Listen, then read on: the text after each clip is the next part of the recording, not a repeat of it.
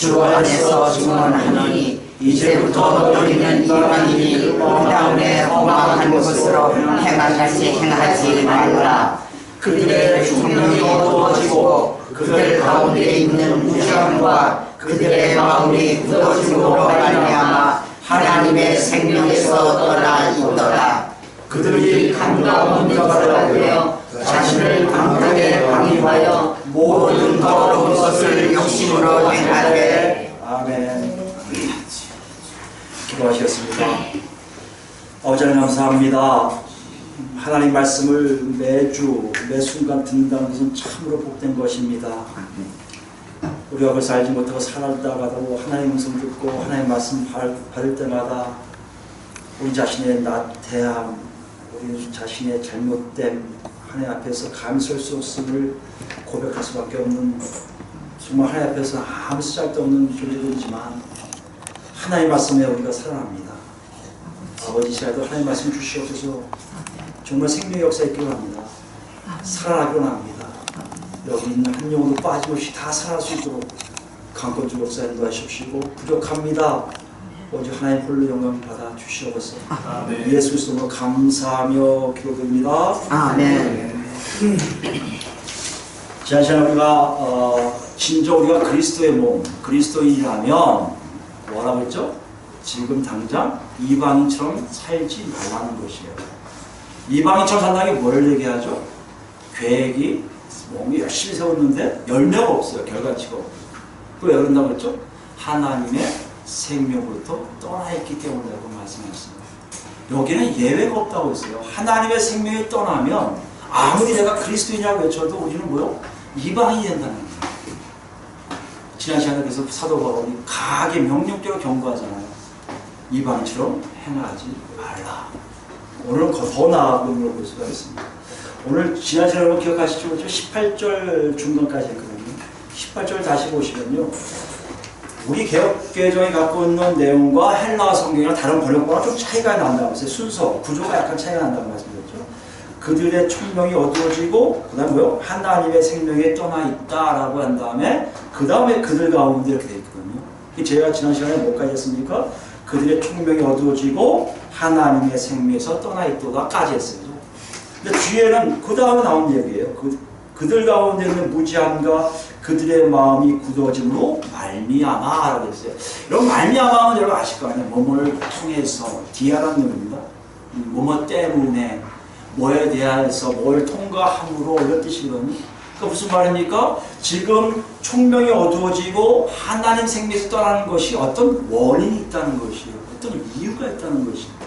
그걸 디아라는 전치사를 써갖고 말미암아를 통해서 우리에게 사도 바울은 두 가지를 보여주고 있습니다. 그 첫 번째가 뭐예요? 그들 가운데 있는 무지함. 두 번째가 뭡니까? 그들의 마음이 굳어짐. 두 가지예요. 이것 때문에 하나님의 생명에서 떠나있게 된다는 것이에요. 여러분 되게 중요하겠죠? 떠나있으면 안 되니까. 그래서 오늘은 그들 가운데 있는 무지함에 대해서 집중을 하고 있습니다. 여러분 굉장히 중요하고 다음 주에 뭐 할까요? 그들의 마음이 굳어짐에 대해서 할까요? 먼저 오늘 그들 안에 있는 무지함에 대해서, 무지함이 뭡니까? 여러분 잘 아시겠지만 이게 간단해요. 지식에 반대되는 R을 붙이면 돼요. 무조건 지식이 없다는 거예요. 단어가 달라요. 헬라어가 쉽습니다. 지식에다가 이 알파를 딱 집어넣으면 그냥 무조건 아무것도 없는 거예요. 그러니까 지식이 전혀 없는 상태, 결여된 상태를 얘기합니다. 우리가 생각하면 오늘날 정부의 홍수 시대에 살고 있는 우리에게는 뭐 지식이 좀 있건 없건 그런 문제가 안 될 수 있습니다. 특히 뭐 특별한 지식이 없는 거에 대해서 우리가 창피할 필요가 없다고 생각할 수 있어요. 그런데 그 당시를 생각하면요, 여기에 지식의 결여란 무지함이라는 뜻은 특별한 지식도 있고요, 일반적인 지식도 있어요. 그러니까 이것이 없으면 안 되게끔 생각돼 있어요. 심지어 일부 철학자들, 헬라 철학자들 뭐라고 했냐면 지식이 없음, 무지함은 곧 모든 악의 근원이라고까지 얘기해요. 그러니까 우리가 알고 있는 무지함과 이게 뉘앙스가 다르죠. 무게가 달라요. 우리는 에이 뭘 때겠지 그러지만 이 당시 사람들 중에 무지함하면 큰일 나는 거라 생각할 수 있어요. 이것도 성경 안에서도 이것도 이 단어가 또 엄청 무겁게 우리에게 다가오는데요. 특히 구약에 보면 이 단어가 쓰여질 때 항상 뭐가 붙는다는 죄와 우상숭배가 같이 함유되어 있어요. 그러니까 무지하다면 결론적으로 얘기하면 죄를 질 수밖에 없고 무지하게 되면 뭐가 되겠어요? 우상숭배할 수밖에 없다는 거예요. 여기에 뭐에 대한 무지함입니까? 성경에서는 하나님에 대한 지식이겠죠. 하나님에 대한 지식이 없으면 죄 짓고 우상숭배할 수밖에 없다는 것이에요. 우리가 생각할 때 하나님에 대한 지식이 뭔가요? 우리 이런저런 얘기했어요. 하나님은 창조주시고 유일하시고 이런 걸 알 수 있을 거 아니에요?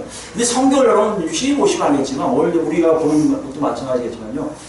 하나님에 대한 지식이라는 것이 그냥 이론적인 지식이 아니에요. 하나님을 경험한 사람들, 하나님을 체험한 사람들의 경험적 지식을 얘기해요. 다시 얘기할까요? 무지하다는 얘기는요. 하나님을 경험하지 못해서 하나님에 대한 경험적 지식이 없는 상태를 얘기해요. 그렇게 얘기하면 이 무지함이라는 것은 굉장히 큰 의미가 있고 자연스럽게 무지함을 통해서 뭐가 될 수밖에 없어요? 하나님의 생명으로부터 떠나 있을 수밖에 없다는 것이에요.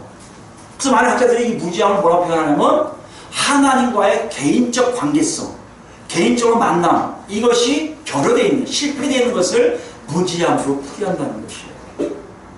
그거 한번 우리 스스로 한번 물어봅시다.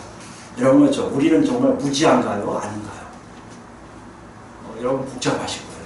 나 하나님에 대해서 아는데 성경 지식을 아는데 이럴 겁니다. 이걸 좀 이해하기 위해서 우리 시편 먼저 시편 한번 볼게요. 73편 보시면 시편 73편입니다. 여러분 잘 아시는 시편일 겁니다. 아삽의 시 유명하죠. 이 아삽이라는 이 시편 이 저자가 이 시편 시인이라고 할 수도 있고요. 시편을 기록한 이분이 우리가 궁금했던 어떤 것을 알려줘요. 하나님의 지식, 하나님을 개인적으로 만나, 하나님의 경험적, 체험적 지식, 이것이 뭘까를 얘기하고 있거든요. 여러분 잘 아시겠지만 1절부터 16절까지는 그런 내용이에요. 아삽이라는 사람이 굉장히 경건하게 살았어요. 우리나라랑 다릅니다. 그렇지만 오늘 시대로 얘기할 수 있어요. 오늘 얘기하면 정말 열심히 예배 생활도 하고 하나님 누구신지 알아서 열심히 충성했던 사람이에요. 근데 어떤 일을 합니까? 예수를 안 믿는 하나님이 없는 백성들이 오히려 잘 되고 있어요. 거기에 충격을 받아요. 충격받고 내가 헛살았나? 나는 굉장히 어렵게 살아서 고통도 많이 당하고 어려움도 많이 당하는데 저 사람들은 고통도 안 당하고 오히려 신나게 살고 부도 더 채워지고 더 똑똑한 것 같고 더 큰 소리 쳐. 심각해. 나 잘못했나 봐. 이렇게 생각이 든 후에 어떤 경험을 쓴 거예요. 그걸 더 이렇게 하려고 여러분 17절부터 읽겠습니다. 16절을 이렇게 되어 있어. 내가 어쩌면 이를 알까 하여 생각한 적 그것이 내게 심한 고통이 되더니 궁금한 거예요. 내가 왜 이렇게 살아야 돼? 근데 언제 알고 17절 보시면요. 하나님의 성소에 들어갈 때야 그들의 종말 내가 깨달은 날이다. 어디 갈 때요? 하나님의 성소. 우리가 얘기하는 성전이겠죠. 예루살렘 성전이 될 수 있겠죠. 거기에 하나님을 만날 수 있는 공간이에요. 그 당시에는 여러분 하나님을 유일하게 만나는 공간이 성전이었어요. 왜요? 하나님 이렇게 말씀하셨기 때문에. 성전에 들어가니까 하나님의 뜻을 알게 했다는 것이에요.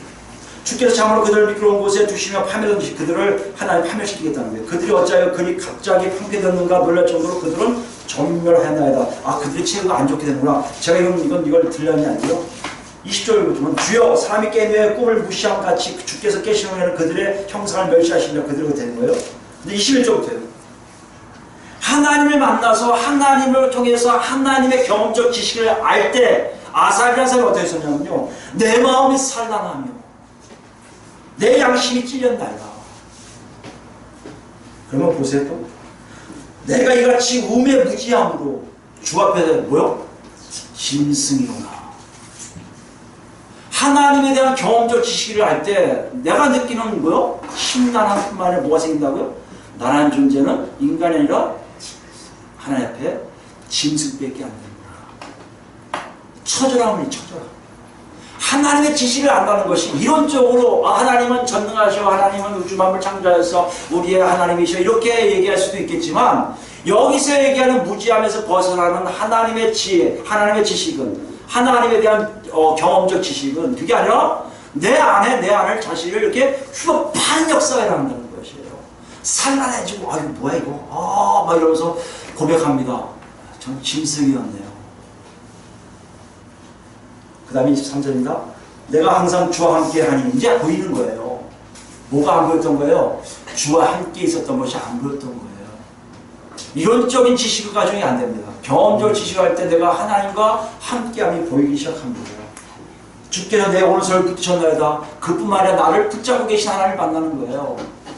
여러분 경험적 지식을 잘 기억하세요.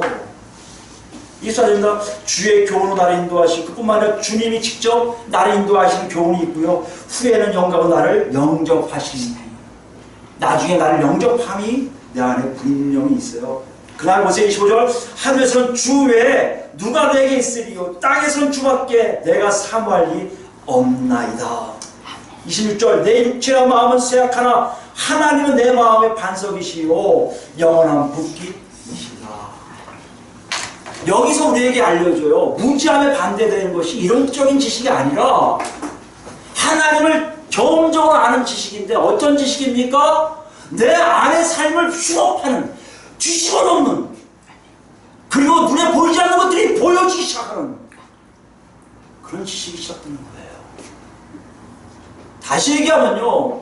내가 무지함에서 벗어났다. 난 무지하지 않다고 이걸 얘기하신다면 여러분 뚜렷한 결과치를 갖고 계셔야 돼요. 뭐예요 그게? 지난 시간에 연구하면요. 생명의 삶이 있어야 돼요. 하나님의 생명 안에 있는 그 모습들이 내 안에서 나타나게 있다는 것이에요.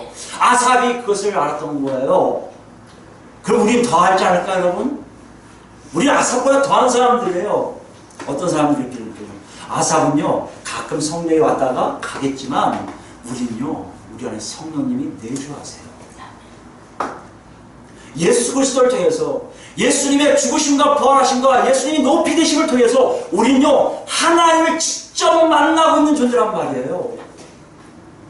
그러니까 여러분과 내가 무지하냐 하나님에 대해서 무지하냐 아니냐를 얘기한다면 여러분 이건 생각을 볼 필요가 아니라 뚜렷하게 내 삶으로 증거가 돼요. 왜요? 하나님이 누구신지 알기 때문에. 한번 우리 확인해 볼까요? 신약적으로 확인해 볼까요? 구약을 봤습니다. 데살로니가 전서예요. 여러분 오늘 이 시간에 여러분과 저를 한번 그냥 냉철하게 봤으면 좋겠어요. 데살로니가 전서 4장입니다. 4장 13절부터 볼까요? 신약 331페이지 데살로니가 전서 4장 13절부터 제가 여기 설명합니다. 여기 내용을 보면 미래적 사건에 대해서 얘기할 거예요. 근데 신기한 건요, 이 미래적 사건이 곧 우리에게 정확한 하나님을 이해할 수 있는 밑거름이 된다는 거예요. 여러분과 제가 갖고 있는 하나님을 경험한 사람들이 갖고 있는 공통적인 것을 바울사도는 얘기해요. 특히 데살로니가 이 교인들은 지금 뭘 생각하냐면요, 언제 예수님이 재림하셔? 언제 빨리 오셔서 이 땅이 없어지고 천국이 완전히 완성될까? 이거 주관심사였거든요. 거기에 대해서 정확하게 사도 바울이 설명하는 거예요. 13절 보세요. 형제들아 자는 자들에 관하여는 너희가 알지 못함을 우리가 원하지 아니하니 이는 소망 없는 다른 이와 같이 슬퍼하지 않다는 거. 잠자는 자들, 누구예요? 죽은 사람들. 죽은 사람들에 대해서 우리가 안다 모른다. 안다는 거예요. 하나님을 모르는 자는요, 죽은 자들이 어떻게 되는지를 몰라요. 그냥 종교적인 어떤 얘기를 하겠죠. 지옥 가니, 천당 가니, 뭐 극락 가니, 뭐 누구 폼이 안기니, 안기니, 옥황상제가 알아서 하는데 염라대왕이 심판한다니, 이런 어떤 신화적인 얘기를 한다면 우리는 안 그래요. 이미 우리는 머릿속에 알고 있어요. 죽은 자가 어떤 일이 일어날 것인가. 10절에 설명합니다. 우리가 예수께서 죽으셨다가 다시 살아나심을 믿을지인데 이와 같이 예수 안에서 자는 자들도 하나님이 그와 함께 데리고 오시라. 자는 자들이라는 이유를 알겠죠? 죽은 자들이 아니라 자는 자들이라는 의미 뭡니까? 예수님이 오실 때 다 함께 오기 때문에 그렇다는 거예요. 우리가 주의 말씀으로 너희에게 이것을 말하노니 주께서 강림하실 때까지 우리 살아남아 있는 자도 자는 자보다 결코 앞서지 못하리라. 주께서 호령과 나팔 얘기하죠. 천사장의 소리와 하나님 나팔 소리로 친히 하늘로부터 강림하시니 그리스도 안에서 죽은 자들이 먼저 일어나고, 여러분 예수 안에 예수 잘 믿다가 돌아가신 분들이 먼저 이렇게 부활한다는 그 부활의 모습을 얘기하고 있어요. 이 땅에 살고 있는 사람이 부활되는 게 아니에요. 먼저 그분들이 부활할 것입니다. 그 위에 우리 살아남은 자들도 그들과 함께 구름 속으로 끌려 올려 공주에서 주를 영접하게 하시리니 그리하여 우리가 항상 뭐요? 주와 함께 있으리라. 우리가 알고 있는 하나님의 큰 목적, 하나님의 뜻은요, 주님과 영원히 함께 하심이에요. 주님과 영원히 함께 하심을 위해서 하나님이 이런 일을 하시겠다고 예수 그리스도의 사역자를 통해서 알려주실 뿐만 아니라 우리 안에 계신 성령님이 같이 마주한다는 얘기예요. 여러분 생각나세요? 교회가 어떤 교회라고요? 누가 얘기하면, 사역자들 얘기하면 맞습니다. 그게 진리입니다. 그것이 진리입니다. 외칠 때 교회가 있어진다고 했잖아요. 그 일이 실제적으로 일어나고 있는데 그게 뭐예요? 마지막 때 예수 믿는 사람들은 다 살아남아 영원토록 예수님과 함께 있을 것이라는 거예요. 아멘. 그러므로 이런 말로 서로 위로하라. 그러면 끝나면 안 돼요, 여러분. 끝나면 우리는 뭘 모르는 거예요? 하나님 뜻을 모르는 거예요. 아, 미래적 사건이야, 미래적 사건이야. 이걸 끝나면 우리도 조심스럽게 뭔가 어떻게 되는 건지 모를 수 있어요. 그러나 하나님 그렇게 얘기 안 하세요. 5절 보세요. 5장 보세요. 1절. 형제들아, 때와 시기에 관하여 너희에게 쓸 것이 없음은 주의 날이 밤에 도둑같이 이를 줄을 너희 자신이 자세히 알기 때문이라. 누가 안다는 거예요? 너희들이. 예수를 믿고 안다는 거예요. 언제 오실지. 도둑같이 온다는 건 뭡니까? 갑자기 오신다는, 갑자기. 그러면서 뭐라고요? 그들이 평안하다 안전하다 할 그때에 누구요? 세상 사람들이 안전하다 평안하다 걱정하지 마. 야 무슨 예수님 오신다고 그래 까불지 마. 편안해 좋지. 걱정하지 마. 이럴 때 임신한 여자에게 해서의 고통이 이름과 같이 이건 여자분들 다 아실 거죠. 임신한 갑자기 온다면요. 그러니까 갑자기 온단 말이에요. 그걸 얘기하는 거예요. 그것처럼 멸망이 갑자기 그들에게 이르니 결코 피하지 못하리라. 그렇게 편하다 안전하다 하는 그 사람들이 하나님의 멸망의 심판을 벗어나지 못한다는 것이에요. 그런데 보세요. 4절부터 보세요. 형제들아 너희는 어둠에 있지 아니하며 그날이 도둑같이 너에게 임하지 못하리니. 이거 무슨 말이에요? 이건 역설적으로 잘못된 거 아닙니까? 반대되어 있잖아요. 그렇지 않다는 얘기예요. 때는 갑자기 오되 너희는 그것을 당할 때 도둑이 임하는 것처럼 당하지 않는다는 것이에요. 왜요? 5절 보세요. 너희는 다 빛의 아들이요 낮의 아들이라 우리가 밤이란 어둠에 속하지 아니하니 그러므로 6절입니다. 우리는 다른 이들과 같이 자지 말고 오직 깨어 정신을 차리라. 왜요? 우린 정신 차리고 있기 때문에.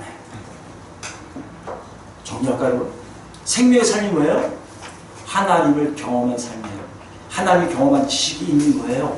하나님을 경험한 사람들은요 뭘 생각했습니까? 아니요 삶으로 나와요. 어떤 삶으로 나올까요? 하나님이 예수님이 곧 오신다는 걸 아시기에 우리 어떻게 한다고요? 지금 정신 바짝 차리고 그날을 대비하고 있다는 것이에요. 이게 무지하지 않은 거예요. 이게 없으면요 무지한 거예요. 알면서 준비를 안 하면 무지한 겁니다 여러분. 그때 불순종이 나올 수밖에 없어요. 그때는요 이해력이 어두워질 수밖에 없어요. 그때는요 아무리 통찰력을 자기가 계획해서 했어도 열매가 없어질 수밖에 없다고 17절 18절 앞에 나오고 있잖아요. 여러분 저를 볼 수 있습니다. 여러분 어떻습니까? 정말 그걸 경험하고 계십니까? 정말 예수님이 오신 거 확실합니까? 언제인지 모르지만 반드시 오시니까 그걸 여러분 깨어서 준비하고 있을 거란 얘기예요. 이걸 예수님이 더 자세하게 설명하시는데요. 누가복음 갈까요? 누가복음 12장 신약 113페이지 있습니다. 113페이지, 114페이지 걸쳐 있을 겁니다. 16절부터 볼게요. 12장 16절부터 보겠습니다. 예수님이 비유로 말씀하시는데 왜 비유로 얘기하냐면요. 누구 와서 유산 좀 자기 형제끼리는 잘 나눌 수 있게 달라고 심판받으라고 했거든요. 예수님이 그것은 아니다라고 얘기하시면서 거기에 대한 답으로 비유를 말씀하세요. 이게 16절부터입니다. 자, 읽습니다.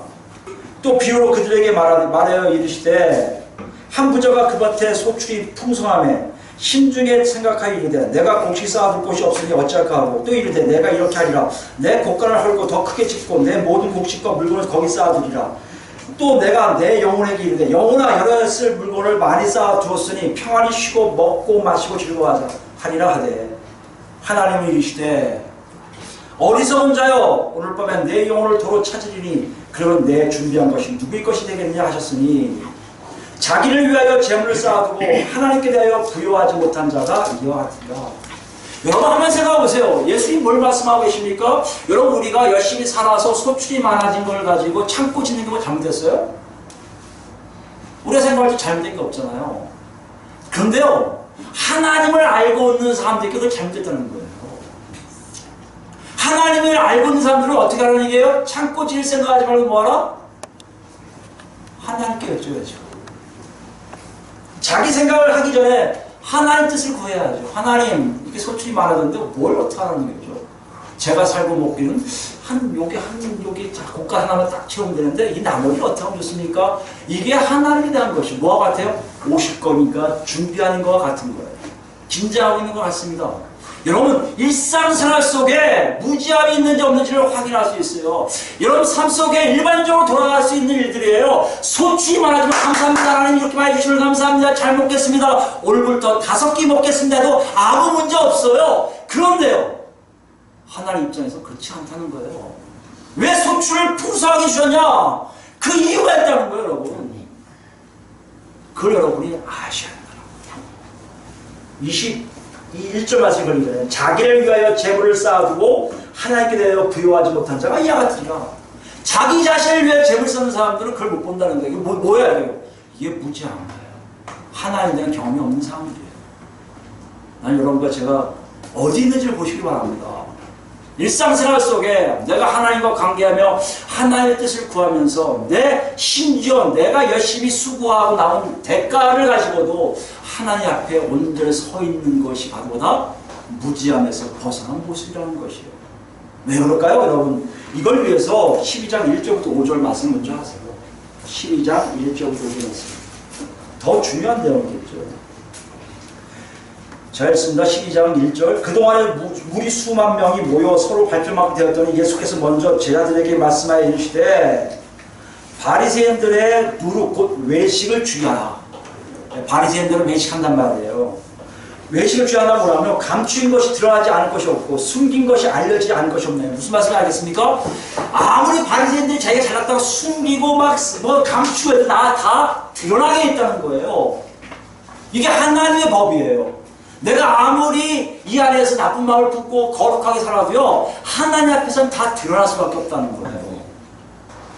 13절 보세요. 이러므로 너희가 어두운 데서 말하는 모든 것이 광명한 데서 들리고 너희가 골방에서 귀에 대고 말한 것이 지붕 위에서 전파되리라. 너희들이 숨기고 있다고 하려고 감추었다고 하는 모든 사실들이 다 공개될 수밖에 없음을 경고하시는 거예요. 그 다음에 무서운 말씀을 하세요. 내가 내 친구 너에게 말하노니, 예수님이 제자들에게 얘기했겠죠. 내 친구 너에게 말하노니. 지금 오늘 우리한테 말씀하시는 거예요. 여러분이 예수를 그리스도로 고백했다고 여러분이 스스로 믿는다면 그들에게, 여러분과 저에게 계시는 거예요.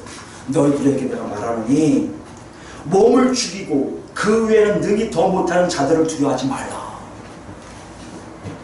몸을 죽이고 그 이상 못하는 게 무슨 말입니까? 이 땅이 끝난다고 끝난 게 아니라는 얘기예요, 여러분.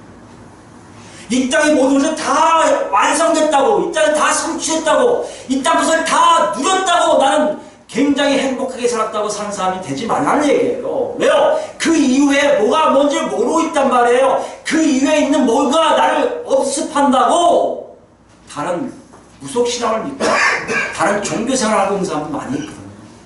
그걸 다 통털어서 통틀어서 예수님이 말씀하세요. 그것을 두려워하지 말라. 뭘 두려워하냐?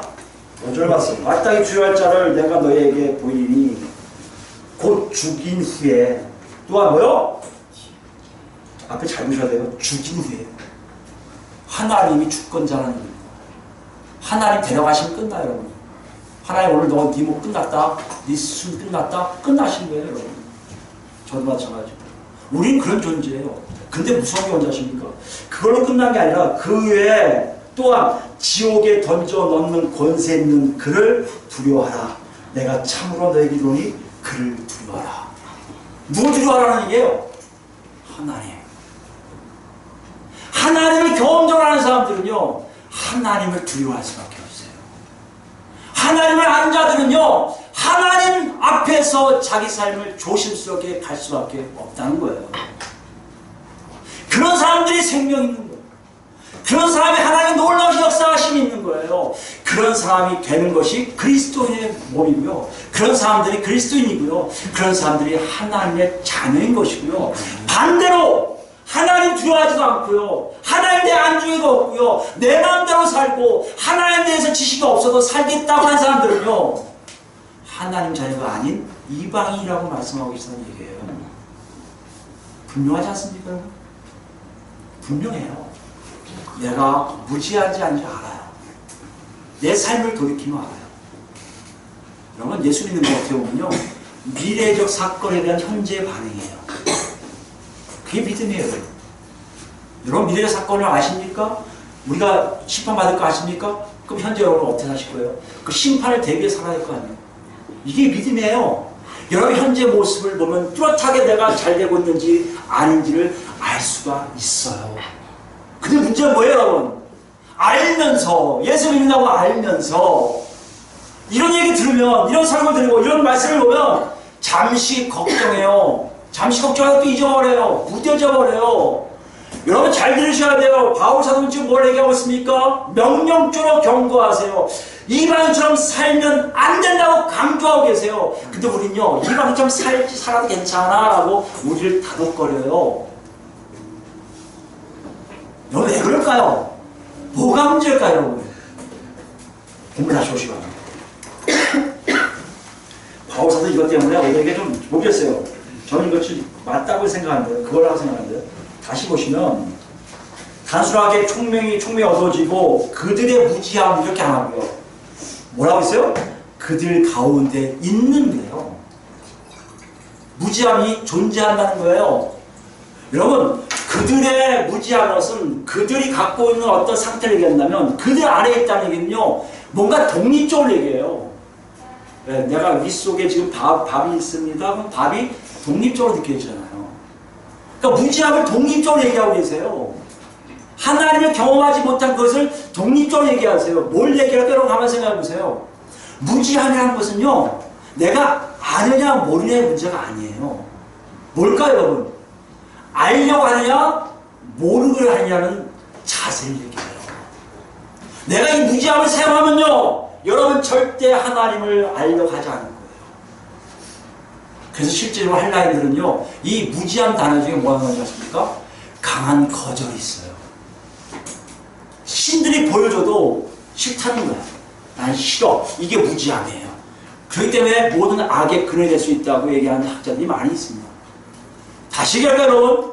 거부를 해버려요. 하나님 말씀이 들어와도, 하나님이 역사해도 내 안에 무지함을 사용하면요, 거절해버려요. 나는 몰라. 그거 나 안 돼. 그건 내 거 아니야. 나 싫어. 하나님을 모르는 지식이 있어도 하나님을 좀 알아야 되는데, 나 싫어. 하나님 알기 싫어. 더 이상 하면 나 피곤해. 나도 지금 막 1시간씩 매일 기도해야 되는데 하나님 알면 3시간 기도 4시간. 싫어. 하나님에 대한 알고자 하는 욕구들이 점점 상실돼 버린 게 뭔지 아십니까? 여러분이 갖고 있는, 여러분 안에 있는 무지함을 여러분이 사용하신다는 거예요. 그리고 핑계대요. 나는 몰라. 난 성경 안 봐서 모르고, 난 기도 안 해봐서 모르고, 하나님 나한테 직접 알려주지 않아서 몰라. 그렇게 얘기한다는 거예요. 여러분 생각해보세요.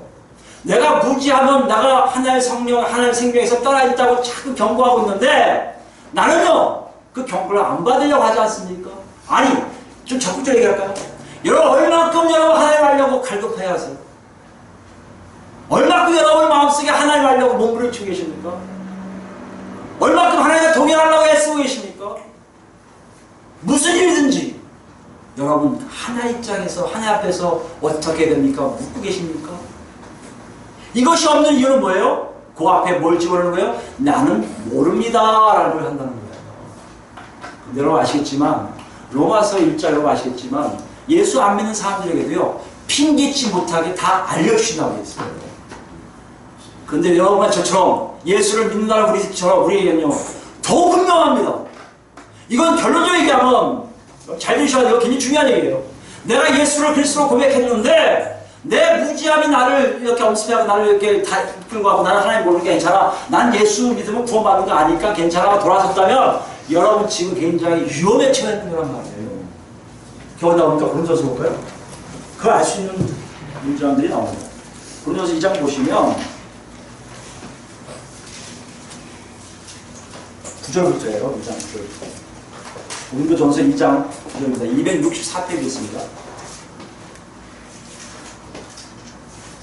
저는 여러분과 제가 예수 믿는 게 뭔지에 대해서 뚜렷하게 알았으면 좋겠어요. 예수 믿는 것은 무지함에서 벗어나는 건데, 무지함에서 벗어나는 걸 누가 벗어나게 하시냐면요, 내가 벗어나는 게 아니에요. 내가 하는 게 아니라 하나님이 역사해 주셨다는 거예요. 그러므로 여러분과 내가 무지함으로 난 모르니까, 난 원래 무식하니까, 난 그거 알 바 없으니까 이래서 여러분 피할 수 있다? 여러분 예수 믿는 게 아니라 해서 많다는 얘기예요. 지금 녹화하시고 여러분 잘 드셔야 돼요. 여러분 제가 구절부터 읽습니다. 족된 바 하나님이 자기를 사랑하는 자들을 위하여 예비하신 모든 것은 눈으로 보지 못하고 귀로 듣지 못하고 사람의 마음으로 생각하지도 못하였다 한가 같으니라 라고 기록되어 있어요. 10절입니다. 오직 하나님이 성령으로 이것을 뭐요? 예비하신 것을 보게 하신단 말이에요. 우리에게 보이셨으니 성령은 모든 것 곧 하나님의 깊은 것까지도 통달하시니라. 예수님이 뭐라고요? 거듭남이에요. 거듭남이 뭐라고요? 성령에 의해서 위에서부터 내려온 것으로 뒤집어진 걸 얘기합니다. 내가 뒤집어진 것이 누구 때문에요? 성령님 때문에 뒤집어진 거예요. 성령 때문에 뒤집어진 건 뭡니까? 하나님의 깊은 뜻까지도 알게 하시기 때문이라는 거예요. 여러분 나 무지합니다. 얘기할 수가 없어요. 이제요. 그럼 뭐예요 이 무지함이? 여러분 안에 있는 죄의 결과들이에요. 더 이상 알고 싶지가 않은 거예요. 더 이상 납작되고 싶지 않은 거예요. 항복하고 싶지 않은 거예요. 내 마음대로 살고 싶은 거예요. 성령님 우리에게 강권적으로 우리에게 보여주시군요. 11절입니다. 사람의 일을 사람의 속에 있는 영 외에 누가 알리고 이와 같이 하나님의 일도 하나님 영 외에는 아무도 알지 못합니다.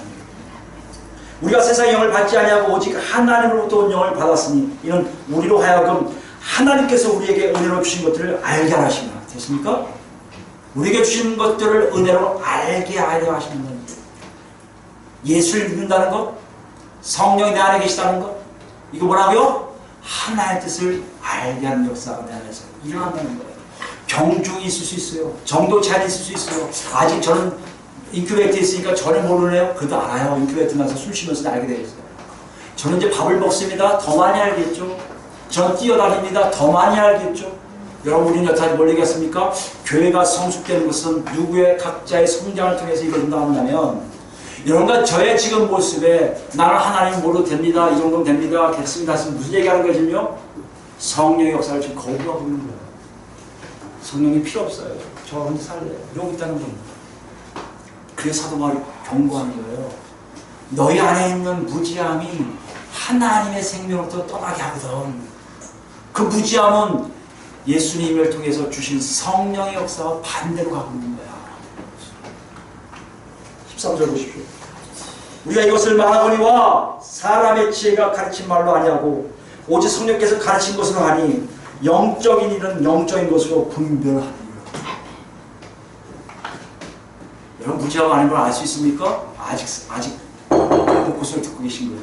성령님이 여러분 알게 하신 거예요. 부족함도 알게 하시고 잘못된 것도 알게 하세요. 14절입니다. 육에 속한 사람은 하나님의 성령의 일들을 받지 아니하나니 이는 그것들이 그에게는 어리석게 보이며 또 그는 그것들을 알 수도 없나니 그러한 일은 영적으로 분별되기 때문이다. 육에 속한 사람은 뭐라고요? 그걸 어리석게 에이 기도한다고 에이 하나님이 야 하나님이 오신다고 네가 지금 삶을 이렇게 살아? 절제하고 살아? 야 바보 같은 얘기 하지마. 어리석게 보여요. 또 뭐요? 알지 못하니까 하나님이 계신 것을 알지 못하니까 웃으면서 피하는 말이에요. 그게 뭐라고요? 육에 속한 사람의 모습이라는 거예요. 다시 얘기할까요? 무지함으로 하나님의 생명을 떠난 사람의 모습이라는 것입니다. 오늘 본문 이걸 얘기하고 있습니다. 사도 바울이 이걸 경고하는 거예요. 딴 게 아니에요, 여러분. 여러분은 각정할 거예요. 뚜렷해요. 여러분 하나님을 찾고 계십니까? 갈급하십니까? 하나님 만나지 않으면 못 살겠습니까? 여러분 지금 생명의 삶을 살고 계신 거예요. 믿음 연륜이 뭐 10년 됐든 1년 됐든 상관없어요. 근데 오래 믿었는데 아무 일도 없다고요? 지금 여러분 혹시 지금 하나님 목소리를 듣지 못하고 계실 수 있어요? 아니 이미 위험에 노출될 수 있습니다. 그래서 사도 바울은 이방인처럼 살지 말라고 극명한 차이를 주는데 주는 거예요. 아니 지식과 무지가 어떻게 이게 차이가 있을 수 있습니까? 일반인들은 이해를 못해요. 그러나 예수를 만난 사람들은 분명히 알아요. 무엇이 잘못되고 무엇이 옳은지를 여러분 저에게 똑같이 역사하십니다. 마지막으로 10편 49편 같이 읽을 텐데요. 10편 49편은 어떻게 보면 사도 바울이 오늘 본문을 얘기한 걸 자기 식대로 한번 풀이해서 시를 읊은 것 같아요. 제가 읽으면서 마칠까? 49편 보시면요. 구약 836페이지 10편 49편이에요. 10편 49편. 여러분 한번 그러니까 눈으로 따라오면서 한번 쭉 이렇게 들어보세요. 이게 무슨 얘기를 하는지. 굉장히 기본적인 얘기예요. 고차원적인 얘기를 하는 게 아니에요. 이렇습니다를 얘기할 뿐이에요. 이렇습니다에 여러분 아멘 하시고 진리 인가할 때 여러분 하나님의 목소리가 여러분 안에 역사할 것 있습니다. 제가 읽습니다. 49편이에요. 시편 836페이지. 뭇배성들아 이를 들으라. 세상의 거민들아 모두 귀를 기울이라. 귀촌 빈부를 막론하고 다 들을지어다. 내 입은 지혜를 말하겠고 내 마음은 명철을 작은 소리로 읊조리리로다. 내가 비유에 내 귀를 기울이고 수금으로 나의 오묘한 말을 풀리로다. 죄악이 나를 따라다니며 나를 에워싸는 환난 날을 내가 어찌 두려워하랴. 자기 재물을 의지하고 부유함을 자랑한 자는 아무도 자기 형제를 구원하지 못하며 그를 위한 속전을 하나님께 바치지도 못할 것은 그들의 생명을 속량하는 값이 너무 엄청나서 영원히 마련하지 못할 것입니다. 여러분 재물이 여러분을 속전할 거라고요. 여러분을 구원시킬 거라고요. 여러분을 하나님께서 어떻게 호강시킬 거라고요. 착각하지 마세요. 여러분과 제 죄는요. 여러분과 제가 아무리 싸워도 아무리 이 땅에 있는 모든 만물 다 싸워도요. 속전될 수가 없어요. 그래서 예수님이 오셔서 거저 주신 거예요.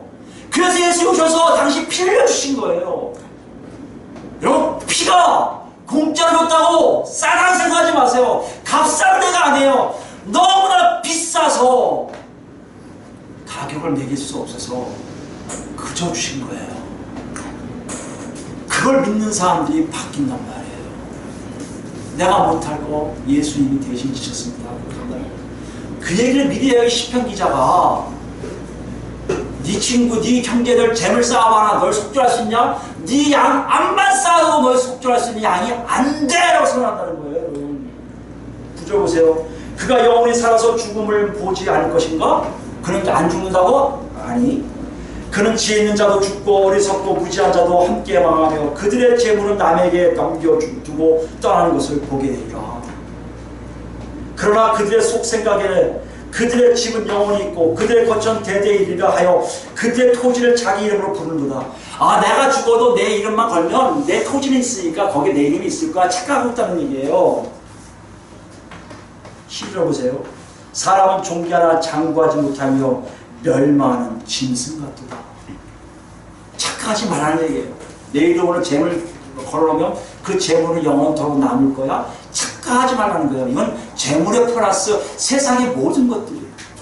세상의 모든 것들은 예수님 오실 때 다 없어져요. 여러분 착각하지 마세요. 예수 믿는 것과 안 믿는 것의 차이가 분명한 것을 이해하셔야 돼요. 분명함을 모르기 때문에 예수 믿는 것과 아는 것을 그냥 어영부영 갖고 있다는 것이에요. 13절입니다. 이것이 바로 어리석은 자들의 길이며 얘기하죠. 그들의 말을 기뻐하는 자들의 종말이로다. 그런 말을 기뻐하는 자의 종말이 뭐라고요? 아무 남는 게 없다는 얘기예요. 보세요. 그들은 양같이 수월에 두기로 작정되어서 수월은 뭐예요? 음부예요. 우리 옛날에 얘기하면 음부. 죽음을 가는 곳. 사망이 그들의 목자일 것이라. 정직한 자들이 아침에 그들을 다스리니 그들의 아름다움은 소멸하고 수월이 그들의 거처되리라. 그들의 끝은 아름다움이 하나도 없어질 것이라는 거예요. 15절 위대한 선언을 합니다. 그러나 하나님은 나를 영접하시니 나가 누구예요? 고라자손이거든요. 하나님을 아는 사람들이거든요. 뚜렷합니다. 하나님을 만난 사람과 아닌 사람의 이 뚜렷함을 여러분 이해하셔야 돼요. 뭐예요? 나를 영접하시니 이러므로 내 영혼을 수월의 권세에서 건져내시리라. 그들은 수월의 권세에 납작 엎드리지만 나는 그 음부의 권세에서 벗어나게 될 거란 얘기예요. 왜요? 하나님 나를 영접하기 때문에. 사람이 치부하여 그의 집의 영광이 더할 때 너는 두려워하지 말지어다. 그러므로 사람이 더할 때 여러분 예수님 사람이 참 가장 어려운 게 아까도 저 아삽 씨도 있지만 자꾸 그 유혹이 돼요. 저 사람들은 잘 먹고 잘 사네. 저렇게 잘 먹고 잘 사나 보다. 나도 저렇게 해볼까? 저렇게 해볼까? 이런 유혹이 있단 말이에요. 근데 뭐라고 했어요? 두려워하지 말라는 거예요. 왜요? 17절입니다. 그가 죽음에 가져가는 것이 없고 그의 영광이 그를 따라 내려가지 못할 거다. 아무리 유명하고 아무리 이 땅에 영광이 있더라도 그 사람은 그걸 가져가지 못해요. 그가 비록 생시에 자기를 축하하며 스스로 좁게 함으로 사람들에게 칭찬을 받을지라도 그들은 그들의 역대 조상들에게로 돌아가리니 영원히 빛을 보지 못하리로다. 존귀하나 지금 존귀하게 보여요. 깨닫지 못한 사람은 멸망하는 짐승 같다. 굉장히 강하죠? 이게 오늘 본문에 사도 바울이 얘기한 것에 구약적인 시편 기자가 풀이한 겁니다. 간단히 얘기해요. 너가 정말 하나님 자녀냐? 그러면 남들이 모르는 하나님에 대해서 여러분 삶이 달라질 거라는 얘기예요. 여러분 삶이 달라진다는 의미는요, 끝이 뭔지를 알기 때문에 그렇다는 얘기예요. 끝이 뭔지 안다는 얘기는요, 이 땅에 하나님의 역사가 없음을 정확하게 알고 있다는 것이에요. 여러분 다시 물어봅니다. 무지하십니까? 아닙니까? 오늘부터 여러분 예수 그리스도 안에서 예수를 통해서 무지함이 아니라 하나님을 경험한 지식이 너무나 좋아서 하나님 안에서 모든 생활에 지금은 힘들지였죠. 몇 년 지나고 몇 달 지나고 며칠 지나면 여러분도 모르게 자기도 모르게 내 삶 속에 그 하나님을 놓고 내 삶이 점점 앞서가는 그런 놀라운 삶 현장에서 정말 너는 하나님의 자녀라는 칭을 듣는 그 귀한 존재들 다 되는 우리가 되길 예수 그리스도로 축원드립니다.